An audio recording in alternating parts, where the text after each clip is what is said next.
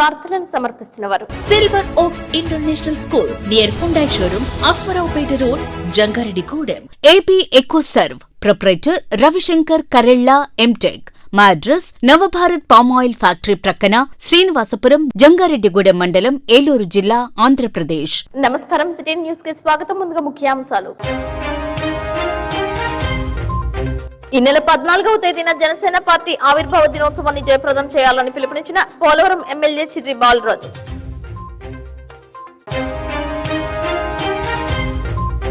జంగారెడ్డిగూడెం మున్సిపాలిటీలో కౌన్సిల్ సమావేశం. 73 ఎజెండాలలో 1 తిరస్కరించిన కౌన్సిలర్స్.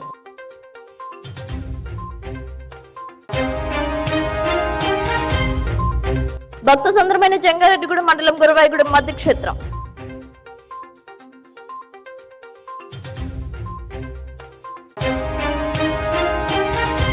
తనపై దాడి చేయడంతో అనారోగ్యానికి గురయ్యారంటున్న బొట్టాయిగూడెం మండలానికి చెందిన ఆదివాసీ శంకరుడు.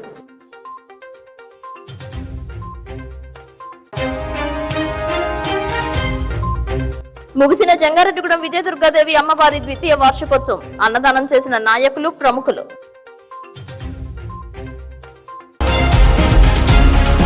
కోడు భూమి వద్ద వ్యవసాయం చేసుకుంటుండగా తనపై అటవీ శాఖకు చెందిన ఒక అధికారి దాడికి పాల్పడినట్లు ఆదివాసీ మడకం శంకరుడు తెలిపారు.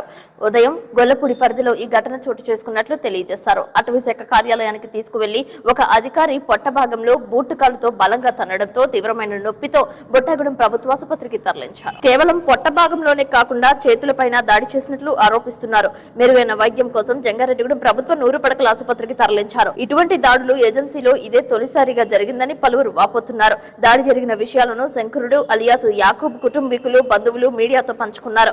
ఈ ఘటనపై వైఎస్ఆర్సీపీ రాష్ట్ర ఎస్ఈసెల్ ప్రధాన కార్యదర్శి సోదెం సుధాకర్ తీవ్రంగా దిగ్భ్రాంతి చెందారు. ఇలాంటి సంఘటనపై పోలీసు వారు సమగ్ర విచారణ జరిపి న్యాయం జరిగేలా చూడాలని కోరారు. ఇటువంటి సంఘటనలు పునరావృతం కాకుండా నిబంధనలకు విరుద్ధంగా దాడులకు పాల్పడితే చర్యలు చేపట్టాలని కోరారు.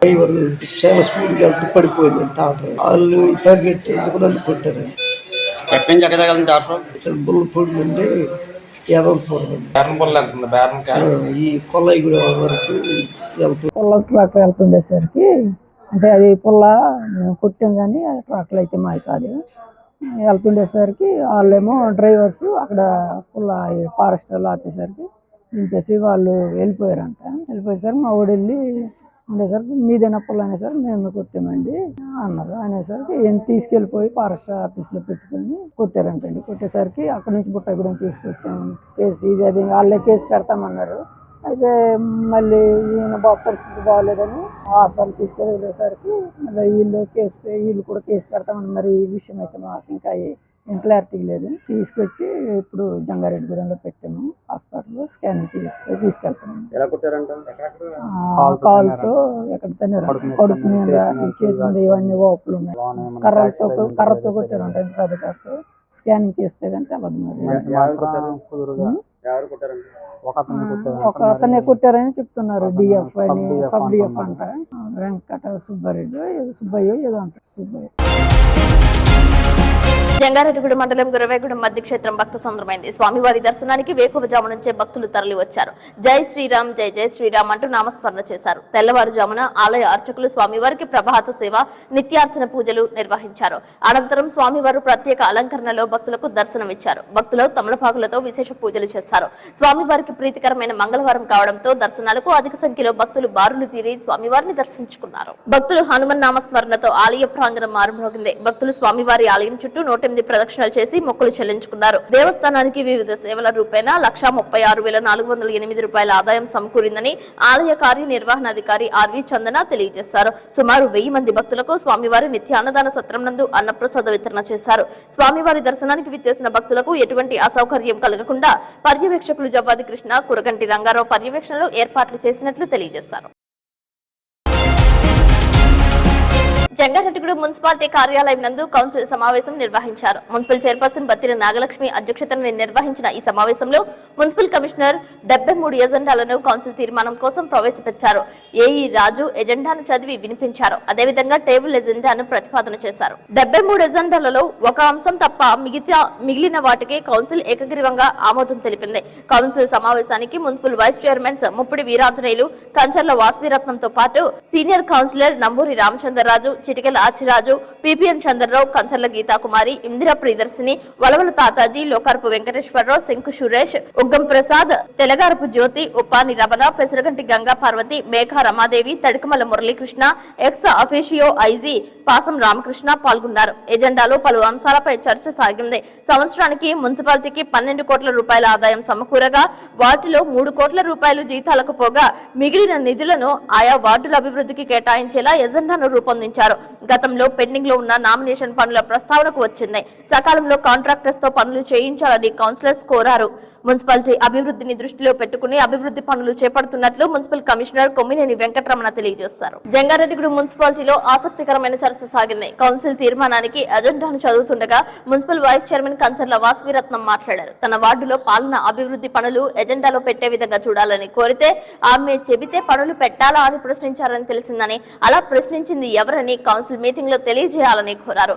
స్కూల్స్, హాస్పిటల్స్ ఉన్న ప్రాంతంలో డ్రైనేజ్, రహదారులు, తాగునీరు వంటి సౌకర్యాలు కల్పించే విధంగా చర్యలు తీసుకోవాలని కోరారు. కాస్ట్ గా అని చెప్పి చాలా ప్రాబ్లం అవుతుంది. అక్కడ హాస్పిటల్స్ 2-3 హాస్పిటల్స్ ఉన్నాయండి.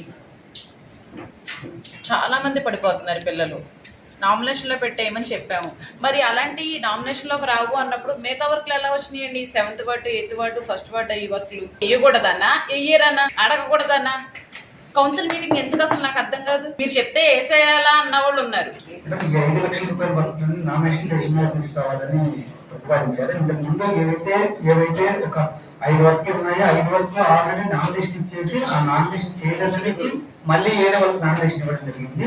కానీ ఈ మొత్తము ఈ 5 లక్షల రూపాయలు మొత్తం నామినేషన్ రాసుకొని చేస్తే దాదాపు 1,25 లక్షలు అయింది madam. Nomination works, only nomination works.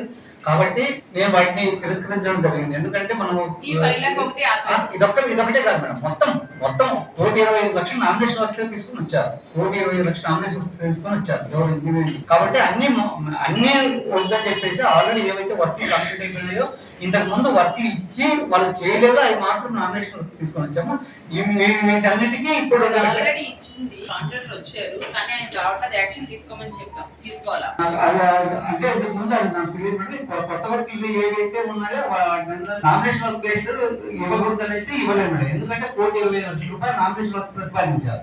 1,25 లక్షల రూపాయలు నామినేషన్ వర్క్స్ ప్రతిపాదించినప్పుడు మనం మొత్తం వర్క్స్ దాదాపు 3 కోట్లు పెట్టుకోవాలనుకున్నప్పుడు 1,25 లక్షలు నామినేషన్ వర్క్స్ పెట్టుకున్నప్పుడు మిగతా సమాధానం చెప్పాలి కదా. అంటే ఒకరికి ఆ ఉద్దేశంతోనే చేయలేదు. ఇది ఇప్పుడు ఈ మంత్ లోనే జస్ట్ 15th లోపల టెండర్ ఇస్తాం మేడం. ఈ మంత్ లో ఎండింగ్ లోపల అత్యవసరంలో ఉన్నది. ఎందుకంటే అక్కడ 2 కాలేజెస్ ఉన్నాయి, స్కూల్స్ ఉన్నాయి, 3 హాస్పిటల్స్ ఉన్నాయి. జంగారెడ్డిగూడ మున్సిపాలిటీ పరిధిలో తన వార్డులో రోజువారీ చెత్తా చెదారాలు తీసుకువెళ్లడానికి ఇంటింటికి రావడం లేదని, గడిచిన సమావేశంలో సైతం ఇదే విషయాన్ని కౌన్సిల్ దృష్టికి తీసుకువచ్చానని, అయినప్పటికీ పారిశుద్ధ్య అధికారిగా వ్యవహరించే రమణలో మార్పు రావడం లేదని కౌన్సిలర్ కంచర్ల గీతాకుమారి ఆవేదన వ్యక్తం చేశారు. కౌన్సిల్ సమావేశం జరుగుతుండగా సమావేశానికి హాజరు కాకపోవడంపై ప్రశ్నించారు. కుక్కలు స్వైర విహారం చేస్తున్నాయని తెలియజేశారు. కుక్కల నివారణకు ప్రత్యేక చర్య చేపట్టినట్లు కమిషనర్ కొమ్మినేని వెంకటరమణ వివరణ ఇచ్చారు.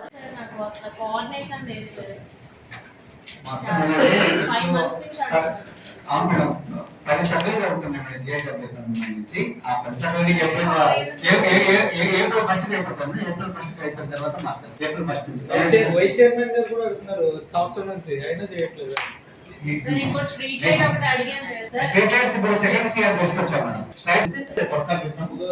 ఈ వారంలోనే వస్తారు.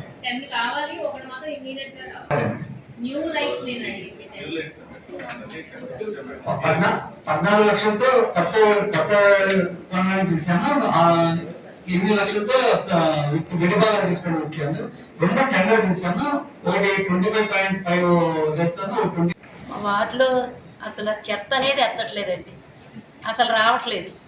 2 రోజులకు ఒకసారి వస్తున్నారు. అడిగితే ఆ మున్సిపాలిటీ వాళ్ళు 2 రోజులకు ఒకసారి ఎత్తమన్నారండి అంటున్నారు. వాళ్ళ ఫాల్టా మీది ఫాల్టా? ఆ చెత్త గురించి ఏగలు, కుక్కలు ఆ కుక్కల నుంచి తప్పించుకుంటూ అయితే వెళ్తాకి లైట్లు ఉండవు. ఆ జనాలు ఎలాగంటే చెప్పండి. ఫస్ట్ ఏంటి ఆరోగ్యానికి ముఖ్యం. చెత్త ఉండకూడదు. ఆ చెత్త ఉంటే ఆ రాత్రులు నడితే కుక్కలు ఎలా అండి చెప్పండి. మరి మనుషులు ఎక్కువేస్తారో ఏం చేస్తారో అసలు ఒక్కసారి చూస్తే ఇవాళ అయితే రోడ్లో నడవలేము. ప్రతి వాళ్ళు ఇంటికి వస్తాం. తెల్లారులు అయితే ఏమంటే మా చెత్త ఎత్తలేదు చెప్పండి. అది మరి ఏం చేస్తారో చూడండి. అది కొంచెం డోర్ టు డోర్ ప్రతిరోజు కలెక్షన్ చేయమని చెప్పాము madam. Door to door collection ప్రతిరోజు మార్నింగ్ 7 to 10 వరకు కలెక్ట్ చేయమని చెప్పాము. ప్రతి ఒక్కరు 300 ఇళ్ళ వరకు కలెక్ట్ చేయమని చెప్పాము. అది ఆల్రెడీ రోజు ఫాలోఅప్ చేస్తున్నాను. ఏదైనా గ్యాప్ ఉంటే నేను దాన్ని రెక్టిఫై చేయగలను మేడం. రెండో వచ్చేసి కుక్కలకు సంబంధించిన మనకు దాదాపు ఒక 50 కుక్కల వరకు 2 times పట్టుకొని పోయి చేసి వచ్చారు. కానీ అది వాళ్ళు ఏదో బిల్లింగ్ కోసం కొద్దిగా ఏ రోజు వచ్చేస్తున్నారు, ఏ రోజు బిల్లింగ్ కోసం కొద్దిగా పెట్టారు. రేపు నెక్స్ట్ వీక్ నుంచి ప్రతి 3 days వన్స్ వచ్చేసి ఒకసారి తీసుకుని వెళ్ళేసి 30 కుక్కలను తీసుకెళ్ళిపోయి ఆపరేట్ చేసి మళ్ళీ సేమ్ ప్లేస్ లో వదిలేస్తారు. ఇది మాక్సిమం మే ఎండింగ్ లో కూడా మనకు వచ్చే 412 కుక్కలు అయిపోతాయి కుక్కలకు సంబంధించి. డోర్ టు డోర్ సంబంధించిన ప్రతిరోజు కలెక్ట్ చేయమని చెప్తున్నాము. ప్రతిరోజు మార్నింగ్ 7 గంటల నుంచి 10 గంటల వరకు డోర్ టు డోర్ కలెక్షన్ చేయమని చెప్పాము. ఎక్కడైనా ఇంకా ఇంతకు ముందు డే బై డే కలెక్ట్ చేసాము. ఇప్పుడు డోర్ టు డోర్ ప్రతిరోజు కలెక్ట్ చేయమని చెప్పాము. ఎక్కడైనా గ్యాప్ ఉంటే నేను మీటింగ్ పెట్టుకుని దాన్ని జంగారెడ్డిగూడెం మున్సిపల్ కౌన్సిల్ సమావేశాన్ని ఉద్దేశించి కౌన్సిలర్ కరుటూరి రమాదేవి మాట్లాడారు. తన వార్డులో గత 2 సంవత్సరాలుగా ఐరన్ పోల్స్ మార్చాలని కోరుతున్నప్పటికీ మోక్షం కలగడం లేదని అన్నారు. వీధి కుక్కల సంచారంపై ప్రస్తావనకు తీసుకువచ్చారు. పట్టణంలో ఉన్న 412 కుక్కలకు గాని మరో 100 కుక్కలకు వ్యాక్సినేషన్ వేయించామని, ఆ కార్యక్రమం దశలవారీగా సాగుతుందని అన్నారు. మార్కండేపురంలో విద్యుత్ లైట్లు వేయించాలని, రాత్రి సమయంలో ప్రమాదాల బారిన పడుతున్నారని, డ్రైనేజ్ నిర్మాణాలపై దృష్టి సారించాలని కౌన్సిలర్ ముప్పాని రమణ కోరారు. పట్టణంలో వీధి లైట్లు అమర్చుకుంటూ వస్తున్నారని, మార్కండేపురంలో త్వరలోనే వీధి లైట్లు వేసేలా చూస్తామని చైర్పర్సన్ బత్తిన నాగలక్ష్మి తెలియజేశారు. నాకు నేను మొన్న అడిగిన నెల అడిగినప్పుడు వెంటనే ఏం చేస్తామని అన్నాడు. అసలు పట్టించుకున్నదే లేదండి. ఎలా అయితే లైట్లు కూడా ఇవ్వకపోతే ఎలా అండి? కొత్త లైట్లు లేవండి, అసలు లైట్లే లేవండి. ఏం చెప్పండి ప్రజలకు మేము నుంచి మొగల వరకు చివరి లాస్ట్ వరకు కలపాలంటే దాదాపు ఒక 15 నుంచి 20 లైట్లు పెడతామని నేను చూసుకొని వచ్చాను. కరెక్టే మేడం. ఇప్పుడు మనం ఎక్కువ ఇంతవరకు ఏమో నాకు తెలియదు కానీ ఇప్పుడు లైట్లు వస్తే లైట్లు వచ్చేస్తే ఎక్కడైతే లైట్లు లేదో లైట్లు లేనప్పుడు సో ఇక్కడ నుంచి బుట్టాయిగూడెం రోడ్ అంతా మొత్తం వేయడానికి ప్లాన్ చేస్తుంది మేడం. వేస్తాం. నేను 4 years నుంచి ఫైట్ చేస్తున్నాను. నా వాటిలో ఐరన్ పోల్స్ తీర్చడం ఎమ్మెల్యే గారు వచ్చినప్పుడు కూడా అడిగాను. అప్పుడు తీసుకొచ్చి సిమెంట్ పోల్ ఒకటి కింద పెట్టి ఉంచారు. ఇప్పుడు ఇంకో పోల్ ఏంటంటే అసలు ఆల్రెడీ విరిగిపోయిన పోల్ అండి. ఇది మనం పోల్ తీసుకుని వెళ్తే వాళ్ళు మాకు ఈ సంజన్ ఉందని గొడవ చేశారు. ఆ రోజు మనం ఆపేసాడు. అక్కడ ఇంకో పోల్ వేయాలి. కొంచెం మాకు ఏఈ గారిని మీరు మాట్లాడితే సార్ మనం ఎస్టిమేషన్ వేయట్లేదు సార్. ఎలక్ట్రికల్ డిపార్ట్మెంట్ వాళ్ళు వేసిన పోల్స్ సార్ అవి. కొంచెం మీరు ఏఈ గారితో మాట్లాడితే కొంచెం మాకు 2 పోల్స్ అయిపోతాయి సార్. అవే కాకుండా కొత్తవి ఒక 4 పోల్స్ కావాలి సార్.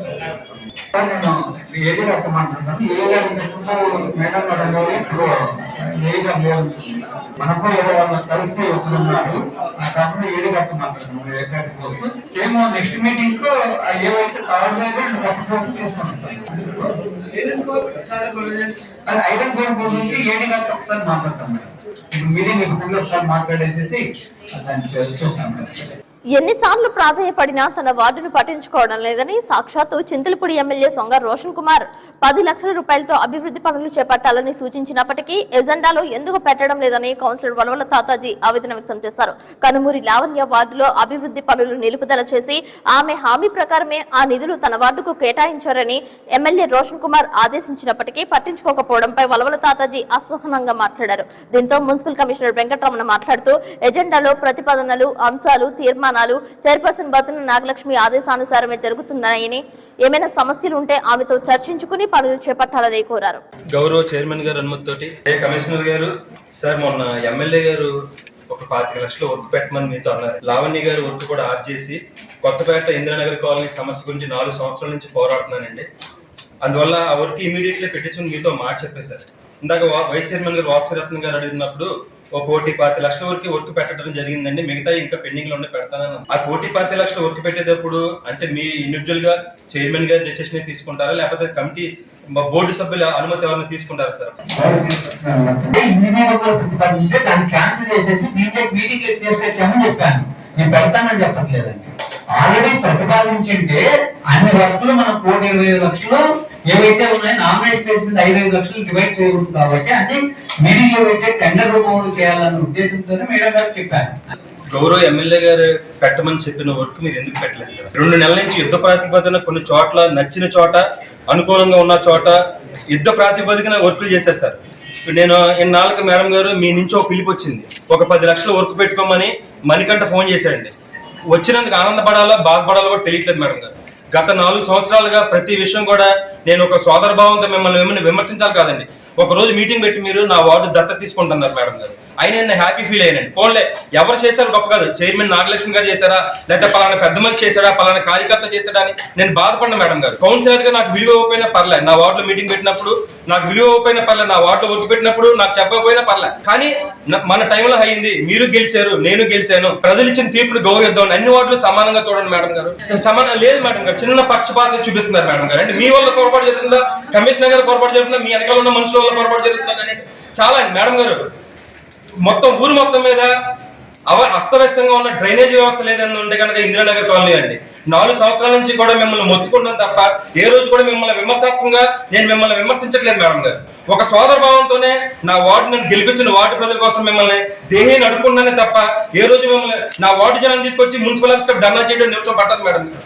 కానీ మన కుటుంబం, మున్సిపల్ కుటుంబం, మనందరం ఒకటే అన్న ఒక బాధతోనే మాట్లాడాను. ఈ రోజు 10 లక్షలు పెట్టి వర్క్ అదే వర్క్ అండి మేడం గారు. ఒక 3 సంవత్సరాల క్రితం సెకండ్ సిఆర్సీ లో పెట్టానని అన్నారండి. మొన్న ఉమా గారిని అడిగితే కనీసం అది సెకండ్ సిఆర్సీ కూడా వెళ్ళలేదని అన్నారండి. ఎప్పటికప్పుడు ఫాలో చేసుకుంటా అన్నాను. అన్ని యుద్ధ ప్రాతిపదిక అన్ని కలవట్లు కడుతున్నారండి. జంగారెడ్డి కూడా ఇందిరానగర్ కాలనీ ఆ కలవట్టు ఎప్పుడో పెట్టారు మేడం. కానీ ఆ కలవట్టు కూడా కడతానికి మనసు ఒప్పట్లేదండి. ఏ పెద్ద మనుషులన్నా సరే ఒకటి వార్డు ప్రజలు ఇచ్చిన తీర్పుని గౌరవించి నిష్పక్షపాతంగా చేయమని చెప్పండి ఆ పెద్ద మనుషులు ఎవరికన్నా సరే. రేపు పొద్దున పెట్టండి, వర్షాకాలం వస్తే మునిగిపోయేది ఏమైనా ఉందంటే ఇందిరానగర్ కాలనీ అండి. ఆ మెయిన్ డ్రైన్ మనం కొలత కొలిసి అన్నారు, హ్యాపీ కొలత కొలవండి, పెట్టండి, చేయించండి. ఏ పెద్ద మనిషి అయినా డబ్బా కొట్టుకోమనండి, నేను చేశానని హ్యాపీగా ఫీల్ అవుతా.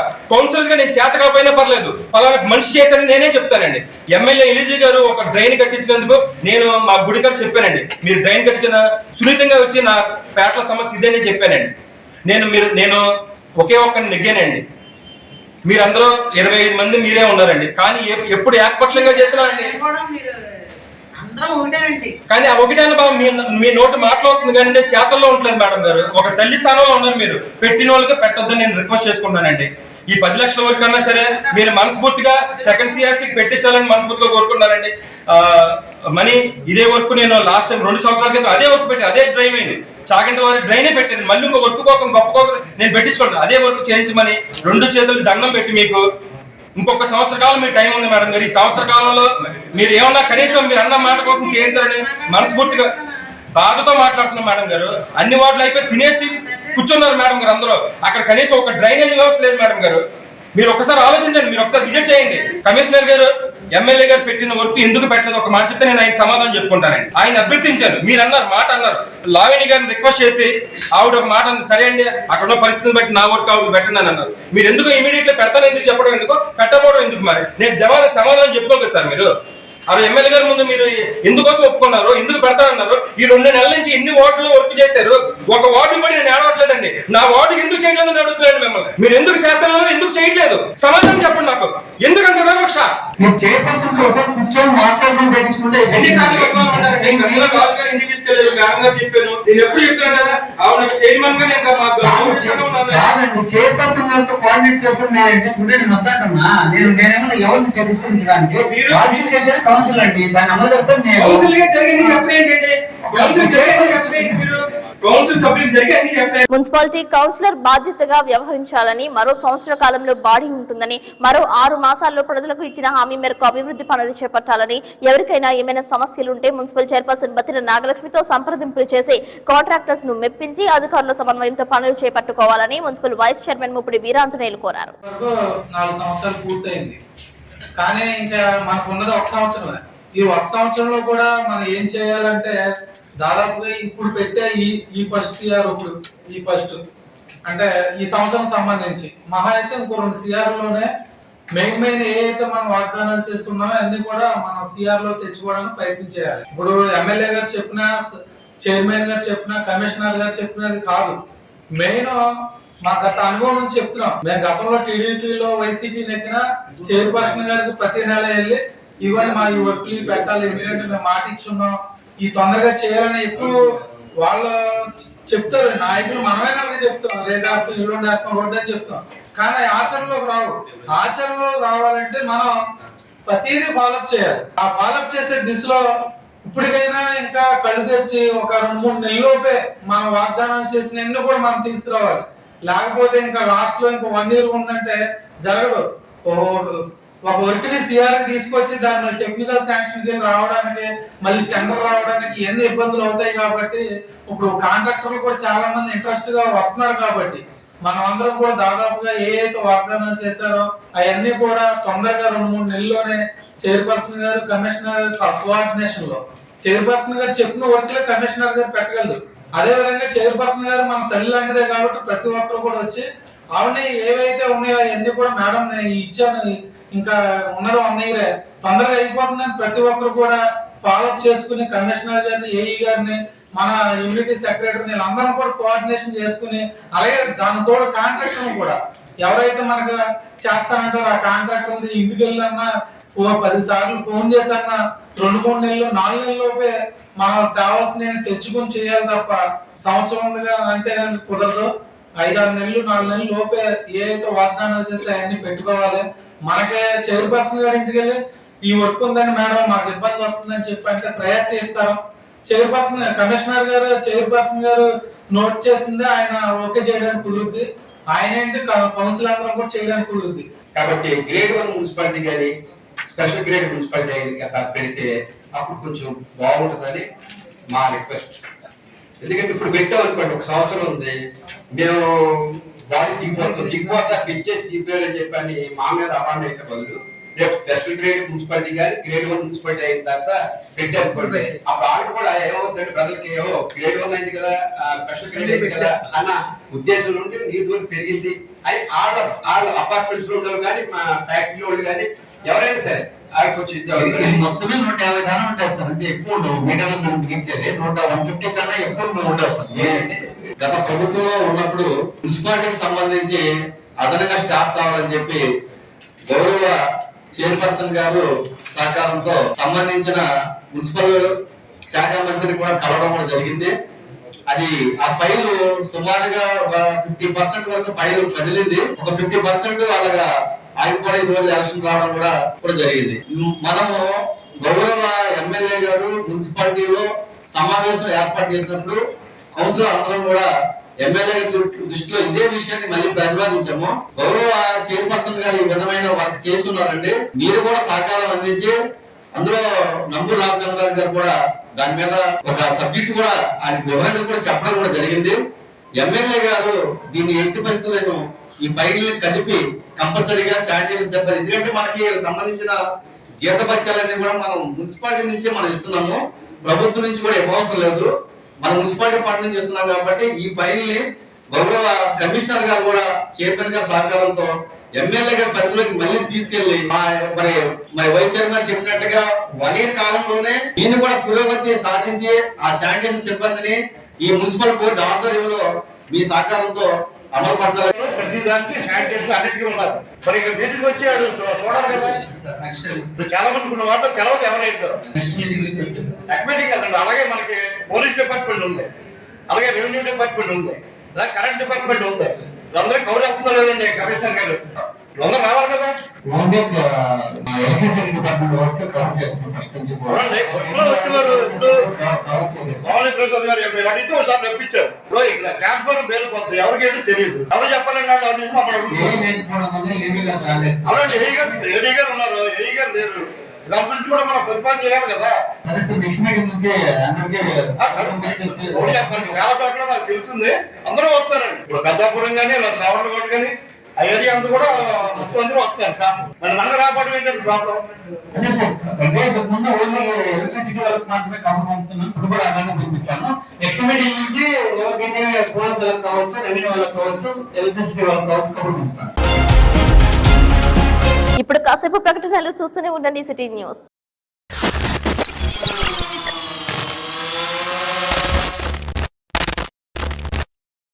పర్యావరణ పరిరక్షణ అందరి బాధ్యత.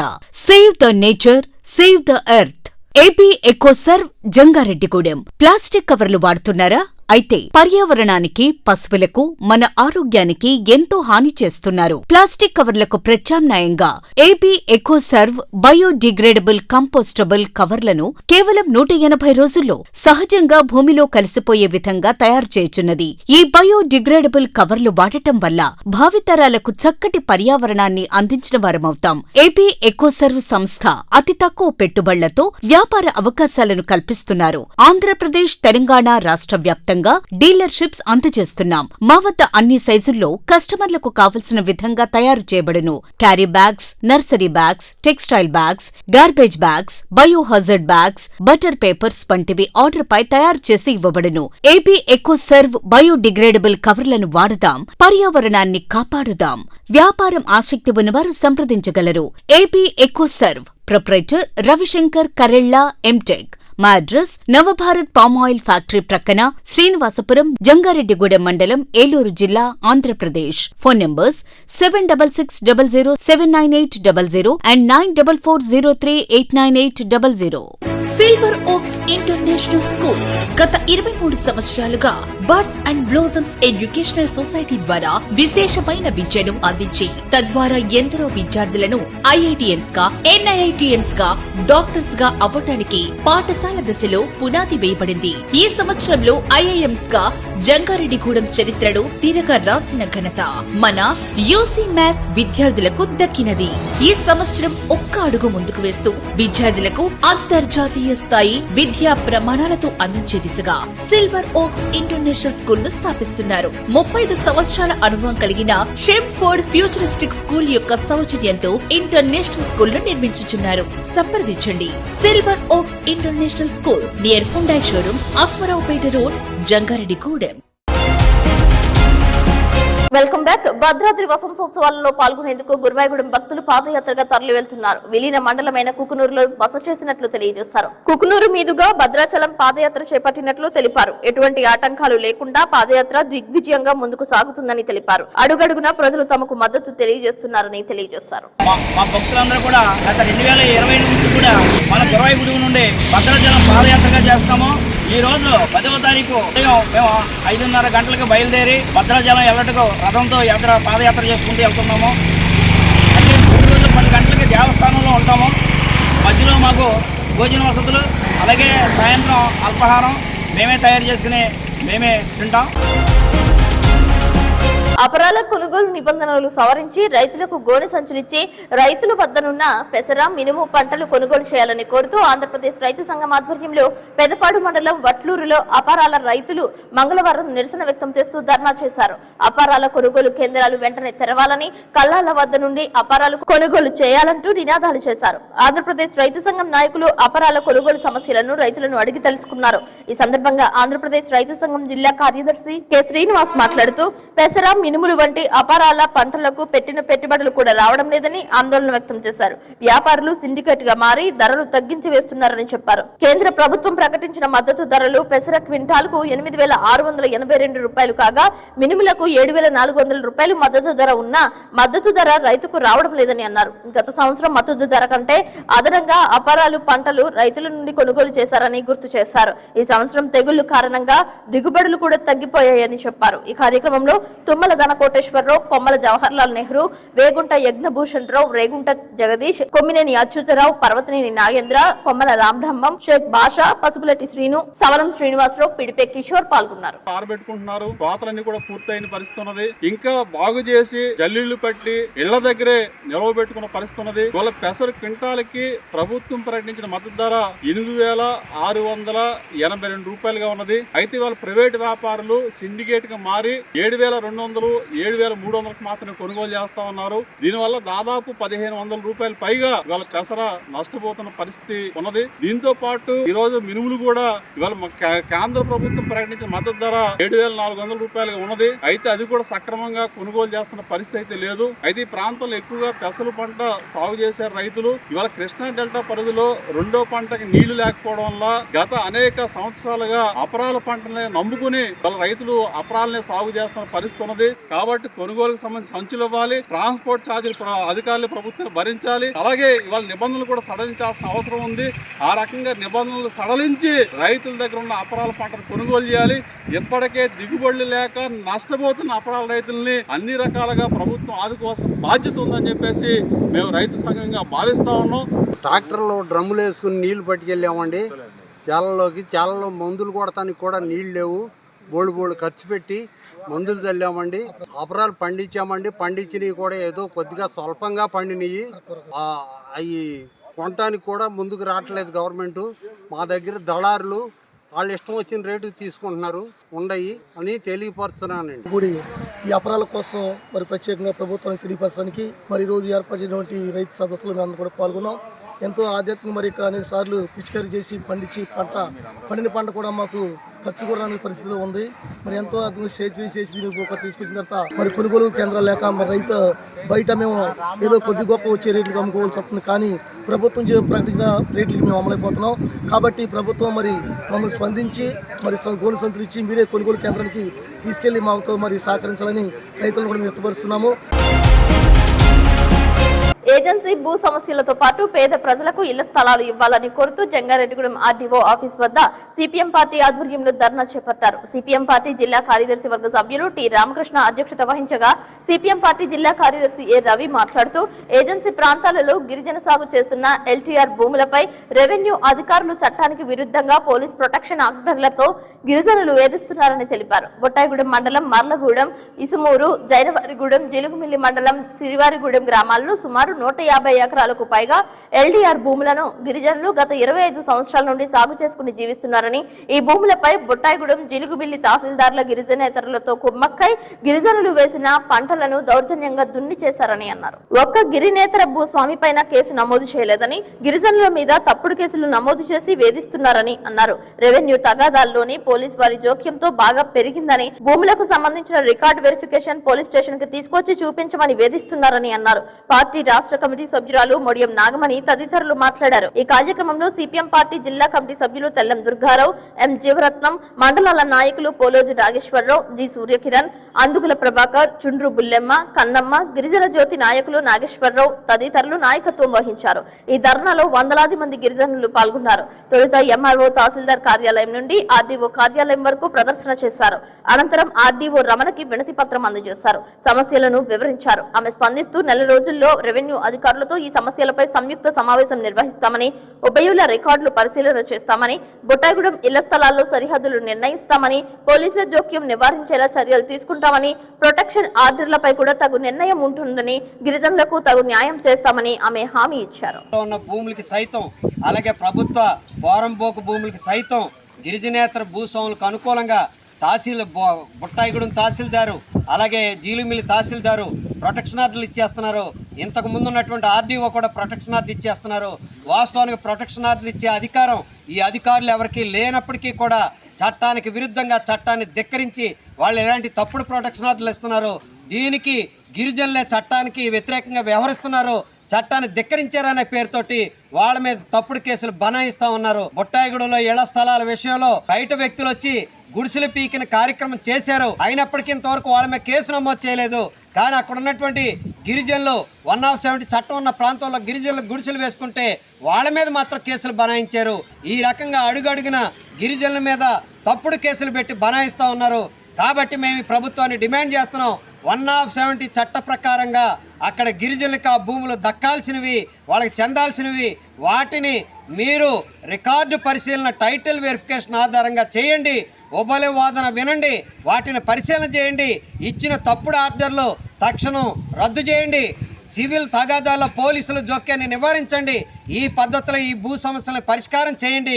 లేని పక్షంలో ఒకప్పుడు ఏదైతే ఉధృతంగా సాగినాయో ఆ రూపంలోనే ఏజెన్సీ ప్రాంతంలో ఉన్నటువంటి గిరిజనులందరూ కూడా ఏకమయ్యి ఈ భూ పోరాటాన్ని ఉధృతం చేయాల్సినటువంటి పరిస్థితి ఏర్పడుతుంది. అంతవరకు రాకుండానే రెవెన్యూ అధికారులు జోక్యం చేసుకుని ఈ సమస్యను పరిష్కారం చేయాలని చెప్పేసి మేము డిమాండ్ చేస్తా ఉన్నాం. ఈరోజు చూస్తే ఏజెన్సీ ప్రాంతాల్లోని అధికారులు మారుతున్నారు, ఇక్కడున్న ఆర్డీఓలు మారుతున్నారు, కానీ ఎవరు మారినా కూడా ఏజెన్సీ భూ సమస్యలు పట్టించుకోవడంలోనూ తెలుసుకోవడంలో ఇప్పటికీ కూడా అశ్రద్ధ చూపుతా ఉన్నారు. ఎందుకంటే ఆర్డీఓ వచ్చింది, అటు ఎంఆర్ఓ వచ్చారు, కానీ వాళ్ళు వచ్చి రాగానే ఎవరైతే భూస్వాములు ఉన్నారో వాళ్ళు ఏజెన్సీ ప్రాంతాల్లోనే అక్రమంగా సొరబడి వేల ఎకరాలు కూడా సాగు చేస్తూ ఉన్నారు. ఈ ప్రభుత్వ భూములు ఎలా సాగు చేస్తారనేసి అక్కడున్న గిరిజనులు మాకు చెందుతాయి భూములు అనేసి వెళ్తే గనక ఈరోజు వాళ్ళ మీద దౌర్జన్యం చేయడమే కాదు, తిరిగి మళ్ళీ పోలీస్ కేసులు పెడతా ఉన్నారు.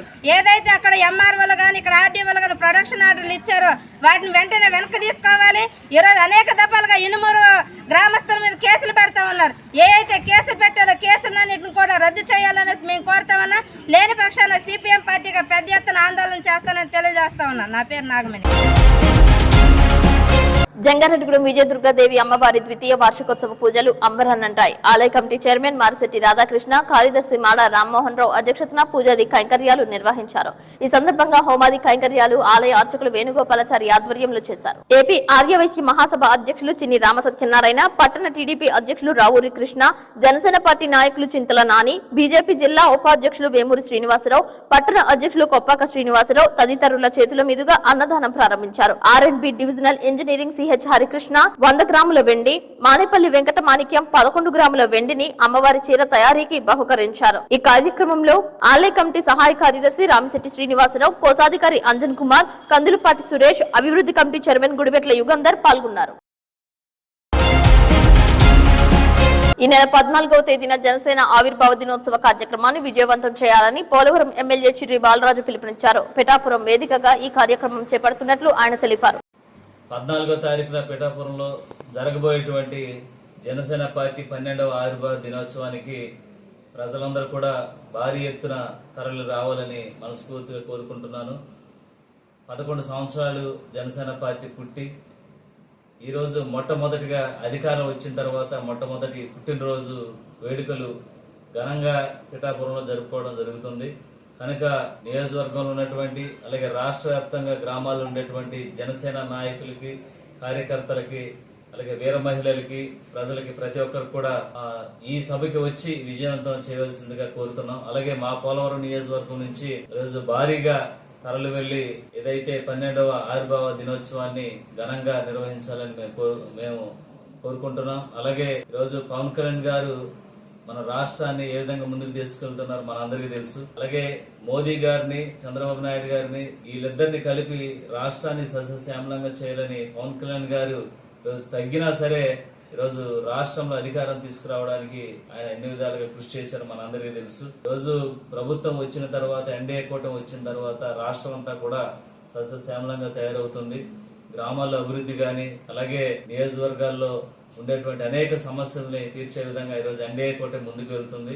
తప్పకుండా పవన్ కళ్యాణ్ గారు ఏదైతే ఆశించారో పేద ప్రజలకు న్యాయం జరగాలి, అలాగే సమస్యలన్నీ పరిష్కారం అవ్వాలి అనేటువంటి ఉద్దేశంతో ఆయన రాజకీయాల్లోకి వచ్చారు. తప్పకుండా ఆయన యొక్క భావజాలం, ఆయన యొక్క ఆశయ సాధన కోసం ప్రతి ఒక్కరు కూడా పనిచేస్తున్నారు.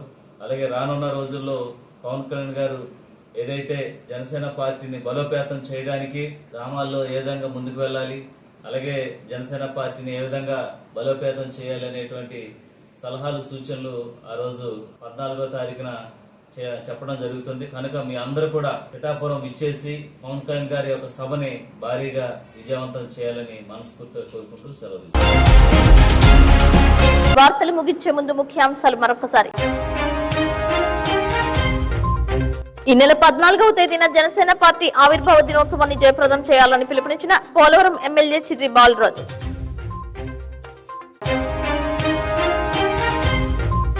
జంగారెడ్డిగూడెం మున్సిపాలిటీలో కౌన్సిల్ సమావేశం. 73 ఎజెండాలలో 1 తిరస్కరించిన కౌన్సిలర్స్.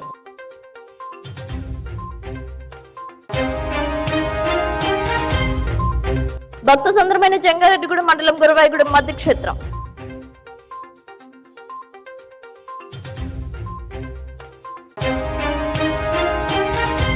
తనపై దాడి చేయడంతో అనారోగ్యానికి గురయ్యారంటున్న బొట్టాయిగూడెం మండలానికి చెందిన ఆదివాసీ శంకరుడు.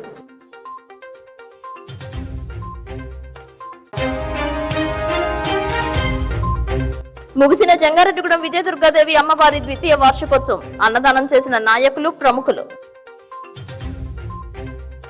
ఈ వార్తలు ఇంతటితో సమాప్తం. నమస్కారం.